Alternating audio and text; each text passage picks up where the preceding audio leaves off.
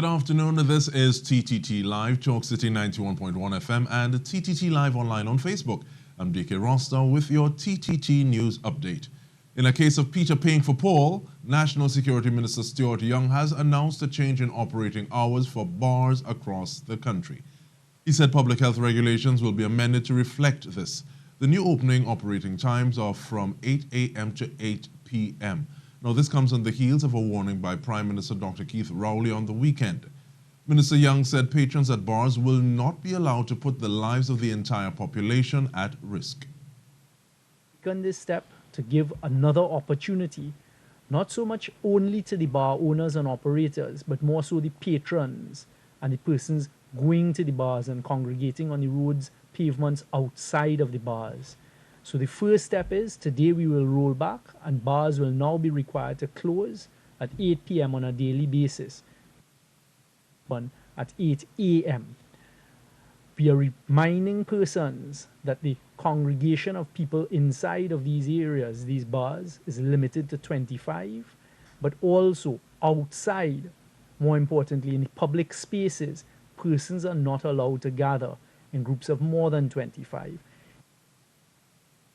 Thankfully, that rollback has not been too severe because the after-lockdown syndrome is very much a part of the elderly community in the Barataria area, for one, as they are eager to get back to their regular pastimes. As we hear from Ruskin Mark, folks in the quiet community between Mova and the San Juan are just days away from getting their treasured gym back up and running, literally. Very, very good.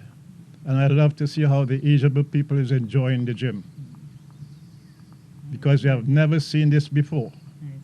That's the sound of one enthusiastic and satisfied customer. And in order to keep him happy, members of the Barataria community, who are regulars at the Barataria Community Council's gym, turned out in their numbers to help sanitize and clean the gym, which is scheduled to reopen on Tuesday. They all took turns at ensuring that the expensive equipment was cleaned thoroughly in order to be ready for use when the doors finally swing open. We have started in September of 2018, and we are going strong. We have over 120 members, and we are offering it free to the over 60s, and we're also offering it at a very reasonable rate to our community members. In the near future, we're introducing also a massage therapy area so that we can keep our people ready and fit.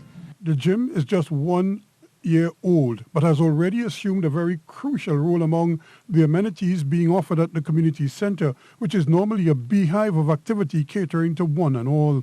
Let us seize this opportunity to come out to the Barataria Community Council's Health and Fitness Center. And as I said, we have a lot of activities here for all members of the community, no matter your age, your size. We have for everyone. It's all inclusive. So get your kids registered in our homework center. We also have the Nalis Library has recently set up in the Barataria Community Library in the community center. So come out and register your kids in the library also.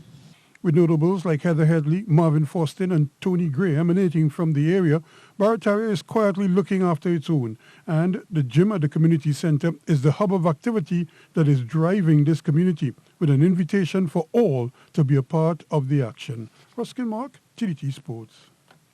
Continuing with this update, James Hackett is a fabric designer, graphic artist, and he fell in love with making things when he switched to studying fashion design. He is the founder of the Lush Kingdom, a lifestyle brand that tells Caribbean stories through colourful prints. We found out recently what he has been up to.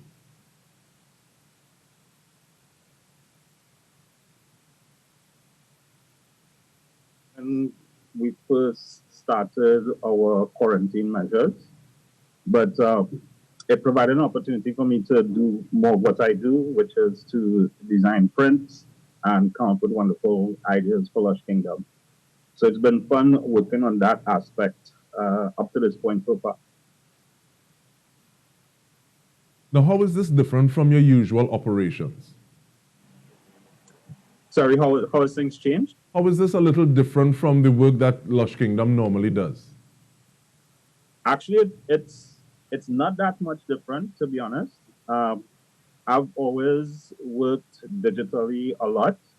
The work that I do makes me collaborate with a lot of different people.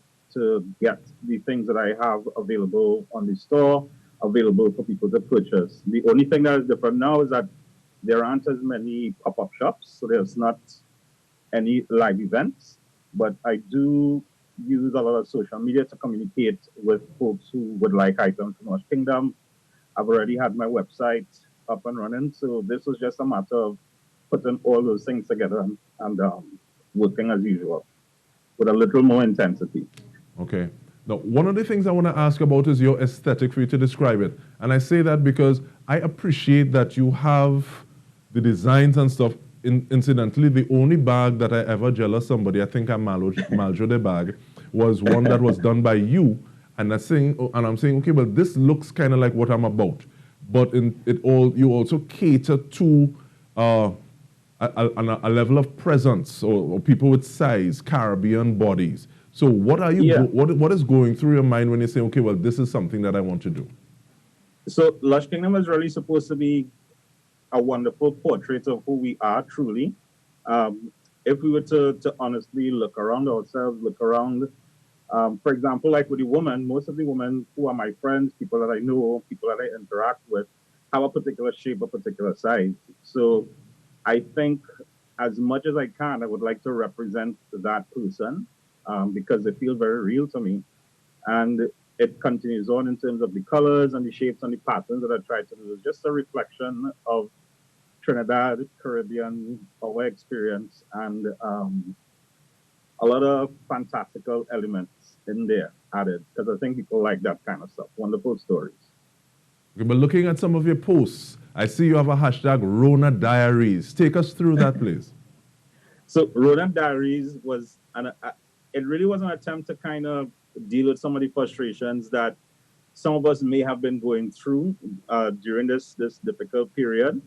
At the start of it, it was tough for me to think of a way to sell things to folks who, for various reasons, wouldn't be buying anything, especially fashion items. So I wanted a way to talk to people, to communicate, and to show a side of Lush Kingdom that people could at least have something positive on their timeline. So I started the Rona Diaries, which Rona is a fictional person.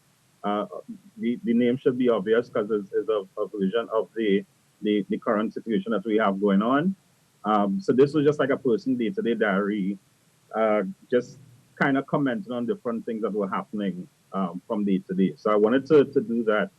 And I think it helped because I got a lot of positive messages from folks who really appreciated having something like that available to them whilst we were going through this stuff. Now, I want to ask about contact information. So you give me contact information, but then you also talk to me about your thoughts on what opportunities are here at this point in time because of the disruption of COVID-19. And I ask that because when you hear the story of some fashion brands that are in Trinidad and Tobago, in terms of the cloth, Claudia Pegas, there was a disruption that actually hindered other brands from coming into Trinidad and Tobago and created a space. I'm wondering if you see similar opportunities at this point in time.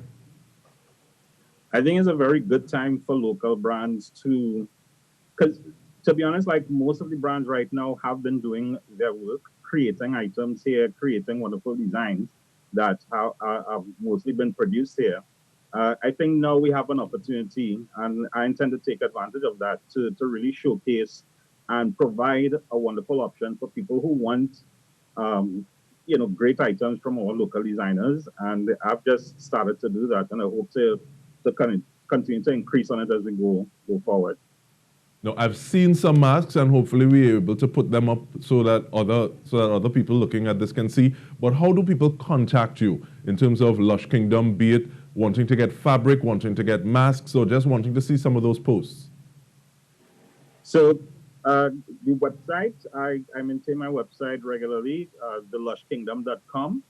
You can contact me there, or you can contact any of my social media. On Facebook, you have the Lush Kingdom page. And I do have something very exciting planned for August. And once you're inside, you could join the mailing list. You could access it from the website or Facebook or Instagram, Lush Kingdom. And you'll be on the inside. So look out for August. So we are looking out for that, and we're very grateful for your presence here today, giving us a little idea of what's going on inside of the kingdom. James Hackett, founder of the Lush Kingdom, here on TTT. Thank you so much. Thank you. And that was the Lush Kingdom creator and founder, James Hackett. Remember, you can join us for live coverage on TTT, Chalk City 91.1 FM, Sweet 100.1 FM, Next 99.1 FM, as well as on Facebook at TTT Live Online for all your updates. Thank you for joining us. On behalf of the TTT crew, I'm Dike Rostant. Bye for now.